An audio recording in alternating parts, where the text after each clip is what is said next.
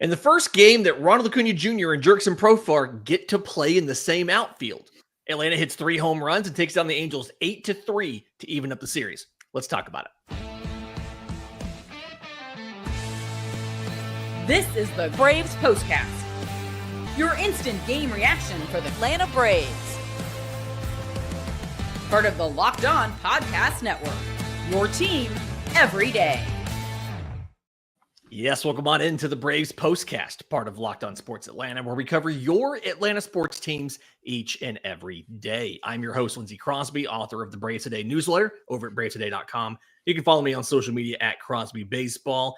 That handsome fella's Jake Mastroianni, host of Locked On Braves. Catch him on social media at shortstopball. Telling him his hair looks good. I thought it's good. And Jake, I'm in a good mood today. The Atlanta Braves take down the Los Angeles Angels 8-3 in the way that we expect the Atlanta Braves to win a game. They hit 3 home runs, a 3-run shot, a grand slam, and then a solo shot in the next inning from Jurickson Profar. We're going to get to the pitching staff, second segment. We're going to talk about all that stuff. But before we get into the details here, how nice was it to see the Braves do the thing that we expected them to do from opening day? Yeah, felt good. I mean, it felt like this offense used to. 3 home runs used to just be nothing. It used to be a typical night for this Braves team. So to see that, and as I've said on multiple places today, with the bad news that you got for today with Spencer Schwellenbach, this is what's going to have to happen. And look, whether the Schwellenbach news aside, the offense was going to have to step up at some point. And look, it's one game. We've seen them do stuff like this in just one game. But, this is what they're capable of. They should be capable of. They've done it before. So it's good to see. And obviously Profar being back, I know we'll get into that. But just, this is what this offense was built to do. And they just haven't done it enough. So see them, it reminds us what this team can be, what they're capable of. Yeah, which means if they don't do it going forward, it's going to be even more frustrating because we saw the potential. It reminds me of that Boston series when you were in Fenway and you were just crushing baseballs all weekend, put up a ton of runs on them, and then you went after that and you were kind of quiet. I'm hoping we don't have that situation here. But when I kind of look at the offense, this is 5 innings of nothing. Yusei Kikuchi is...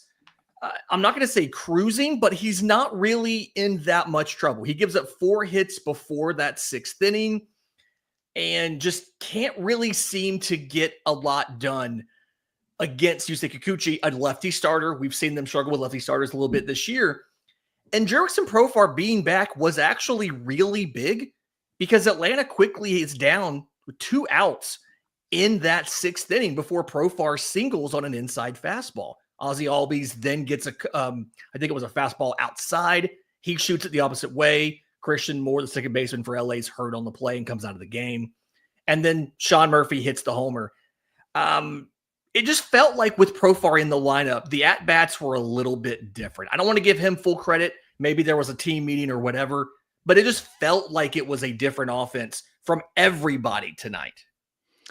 Yeah, I will push back on that a little bit because in the first inning you had Ronnie and Matt both get on with hits, and Profar comes up in his first at bat back and a guy that is supposed to put the ball in play, and these are the situations you expect him to put the ball in play, and he strikes out. So it is just a bit ironic, but again, you got to give a little bit of grace his first at bat. I will say, Jake, he did swing the bat in 3 of those 4 pitches. Like, that is an improvement over some of the guys we've had strike out recently in Atlanta. Yeah, it was just at that moment though, I was like, this is on brand for the 2025 Braves. The guy is first bat back at a big spot, a guy that's supposed to put the ball in play, and he strikes out in a run scoring situation there. They did have a couple of chances early in this one. You had the double by Matt Olson and then the walk by Ozuna later. So you had 2 on with 1 out and couldn't do anything. And that's just, kind of what we've seen. But I'll say this, getting to the 6th inning. What I've always asked for this offense is that you continually put on pressure, hoping at some point you are going to get that big hit. And there's been just too many games this year where they haven't applied that pressure enough throughout the game, where they only give themselves 2 or 3 chances in 9 innings. But in this one, you did have some chances, early on. You weren't able to come through, but you continued to to push. And you finally did get that big hit with Sean Murphy, who just did it again. First pitch again, just like the grand slam he had on Saturday, coming in with that big home run. And then you add on to that, later in that same inning, and then later as well with Jerickson Profar's home run. So that is the type of offense that, I'm kind of looking for. I get it. You can't come through in every situation, but it should be an offense that just about every inning, they're getting a runner in scoring position, they're putting pressure on, and those big bats, you hope that, one or two times throughout the game, you're going to get that big hit. And they got 3 of them in this one. And I'll kind of follow up on the putting pressure thing. Matt Olson particularly was seeing Yusei Kikuchi very well. He was putting some swings on the ball. His double in the 3rd inning, 108 miles an hour, was the hardest hit ball of the game until Jorge Soler's 9th inning. That looked familiar. Series recreation moonshot there. Olson also had a 106 mile an hour single that one in the 1st inning. The homer actually wasn't hit that well. I mean, it was under 100 miles an hour. It was 92.2 miles an hour, 358 feet, expected batting average of 0.70, but it's a home run in Truist Park and a couple other ballparks. You love a short porch and left for that grand slam. It feels like it's also very on brand for the Braves to not have any grand slams for the first 78 games of the season and then have 2 in a 4-game stretch between Murphy's on Saturday and Olson's today. But it's hard for me to think this is a sign that things have turned when you look at the fact they were shut out in 3 games prior to this, unless that's just the Profar effect. Yeah, I mean, that's a lot to put on Profar. If Ronald couldn't turn this team around, I'm not that hopeful that Profar is necessarily going to turn the offense around. But at least for one night, like we had some bad news today, at least for right now, for this moment.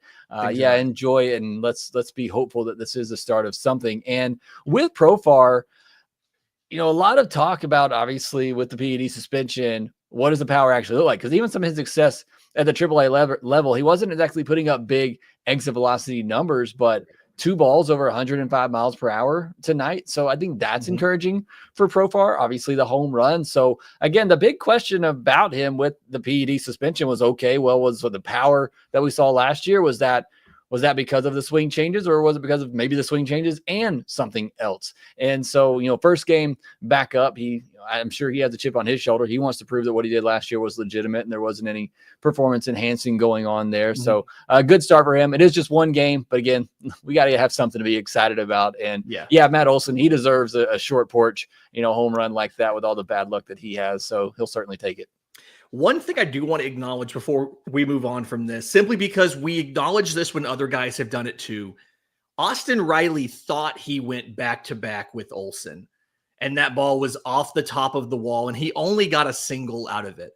At the end of the day, it didn't necessarily hurt you or anything, but I don't know if it was something where he knew he hit it just about as hard as Olson did and thought it was also going to go out, if it was the trajectory or whatever it was.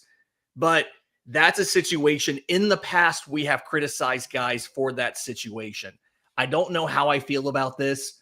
I don't think anybody's really talking about it because we were all on the high of the homer and the 3-run shot in the grand slam. But I still felt the need to just bring it up and mention, like, that's a thing that's been a problem in the past. I hope that was a one-time thing there for a guy who was looking for something good to happen in Austin Riley. Yeah, just run it out. I mean, even if you think it's gone, I mean, even if you're just kind of casually jogging, you're probably going to get to second base there. So, where this offense is, you can't take anything for granted. Just hustle a little bit. There you go. All right, in just a second, I want to talk about the pitching. Another short outing from Didier Fuentes. Obviously, they overcome it. And then we see the return of Daisabel Hernandez. We'll talk about that next, right here on the Braves Postcast. Get the supplies you need from the site made for the skilled trades, Supply House. Whether you're in plumbing, HVAC, or electrical work, Supply House is a reliable way to order products online. Maybe you have to fix a water spigot in the chop house because somebody hit it with a home run. Atlanta hit so many tonight, we're not really sure who that was. But the good news is Supply House's easy-to-use website is packed with helpful resources and the latest product info to help you get the job done right. They have a complete inventory of over 200,000 parts from 400 plus top brands, so you'll find exactly what you need delivered fast from coast to coast. If you need help with an order, Supply House offers expert support and industry-leading service, so you'll always talk to a real person. If you're a trade pro looking for an extra edge, their free Trade Master program offers exclusive perks like a dedicated phone line, free shipping, and discounts on every order. So join the Trade Master program at supplyhouse.com/TM and start ordering your HVAC, plumbing, and electrical supplies with just a few clicks. Plus, anybody, DIYers, professionals, or just the guys fixing Truist Park after that homer barrage, you can use promo code SH5 for 5% off your first order. That's at supplyhouse.com. All right, Jake. So Didier Fuentes in this one, 3 2/3 innings, 4 hits, 2 runs, 3 walks to 6 strikeouts.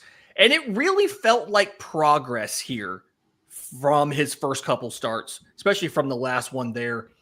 A little bit of trouble in the first inning. He walks Nolan Schaunwell, 5 pitches, kind of a non-competitive at-bat, 4 fastballs, just nowhere near the zone. He does strike out Mike Trout, which is always a nice little thing to put in your cap. I'm sure you grew up watching Mike Trout. But ends up a single, a wild pitch, push runners on second and third. Joe Adell brings them both in with a single.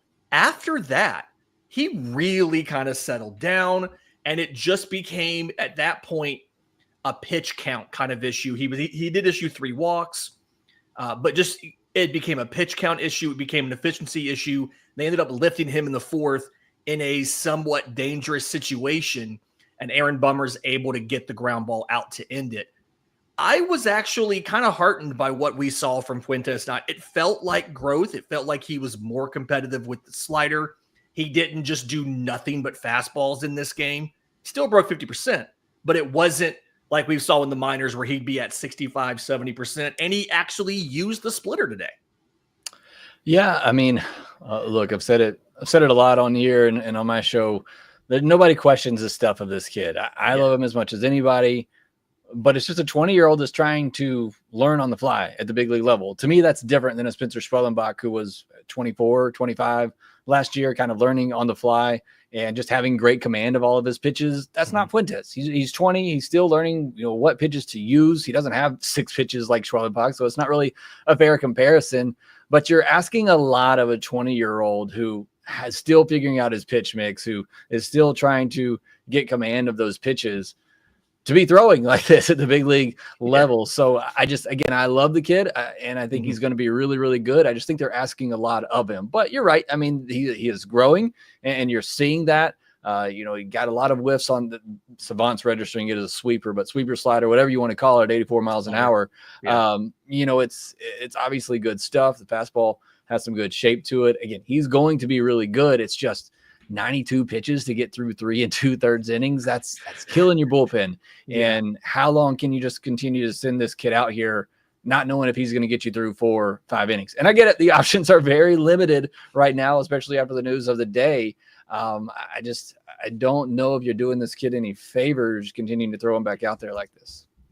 Yeah, it was, you're at the point of, I'm kind of glad you had a little bit of extra capacity out of your bullpen, getting the off day, having a little bit of a longer start from Holmes yesterday.